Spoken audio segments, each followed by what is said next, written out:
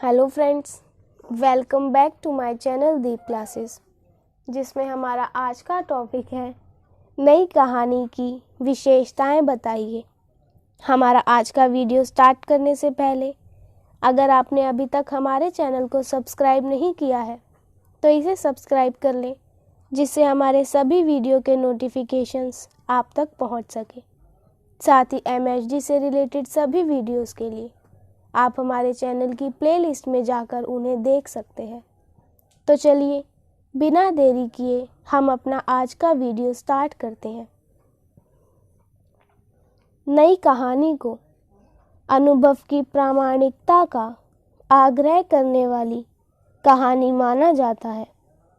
इस अनुभव की प्रामाणिकता के अंतर्गत रचना के विधान तथा भाषा व्यवहार के अनुभव को रखा जाता है। नई कहानी की विशेषताओं के अंतर्गत प्रगतिवादिता, आधुनिकता, समाजवादिता तथा व्यक्ति केंद्रित मूल्यों के साथ साथ शहरीकरण के तनाव, दबाव, कुंठा, हताशा और निराशा जैसी भावनाओं को उजागर किया जाता है। नई कहानी में नवीनता का भाव बोध है, जो कि पिछली कहानियों से अलग व्यक्ति की सोचने की क्षमता, अनास्थावाद, परंपरा से द्रोह और मूल्यों के विघटन को उजागर करता है। नई कहानी की एक प्रमुख विशेषता यह है कि इसमें व्यक्ति केंद्र में है तथा उसकी भावनाओं, संवेदनाओं और अहम केंद्रित विचारों को इसमें स्थान दिया गया है। विजय देव नारायण शाही नई कविता के प्रमुख कवि हैं। उन्होंने साहित्य में गतिरोध नामक उल्लेख के माध्यम से 1953 में पिछले 10 वर्षों के साहित्यिक परिदृश्य की 3 प्रवृत्तियों को स्वाधीनता की पूर्व संध्या के रूप में उजागर किया है। पहली प्रवृत्ति बताती है कि 1950 से 51 की प्रगतिवादी धारा से जुड़ने से लेखकों के आत्मलोचन तथा आत्म परीक्षण की प्रक्रिया से साहित्य की व्यापक जनवादी चेतना संकुचित तथा सीमित हो गई है। लेखक कम्युनिस्ट पार्टी की सामयिक नीति मात्र को साहित्यिक सृजन का आधार मान चुके थे। अति आधुनिकतावाद नई कविता की दूसरी प्रमुख प्रवृत्ति है।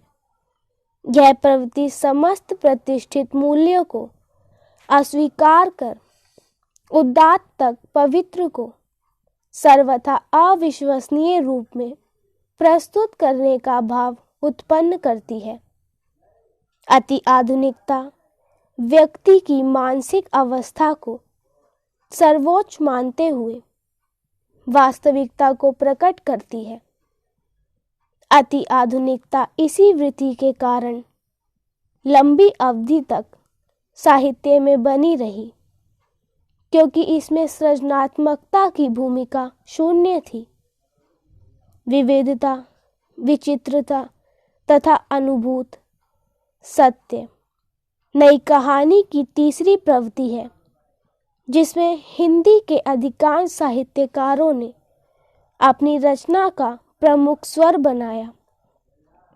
इसी प्रवृत्ति ने सन 1942 में साम्राज्यवादी ताकतों के विरुद्ध एक शस्त्रहीन व साधनहीन क्रांति का बिगुल बजाया था तथा जिन्होंने रक्तपात से विचलित होकर अपने मानवीय मूल्यों को नहीं भुलाया था।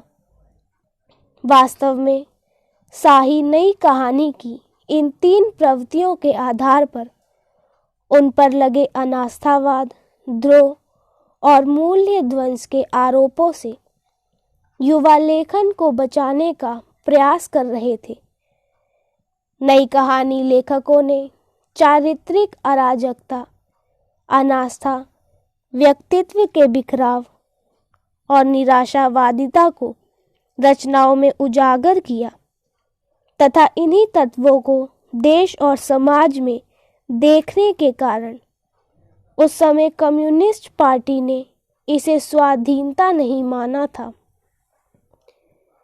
नई कहानी में पिछले 10 वर्षों में अधिक संयत, समंजित तथा संतुलित व सृजनात्मक मूल्य नई कहानी में विकसित हुए थे।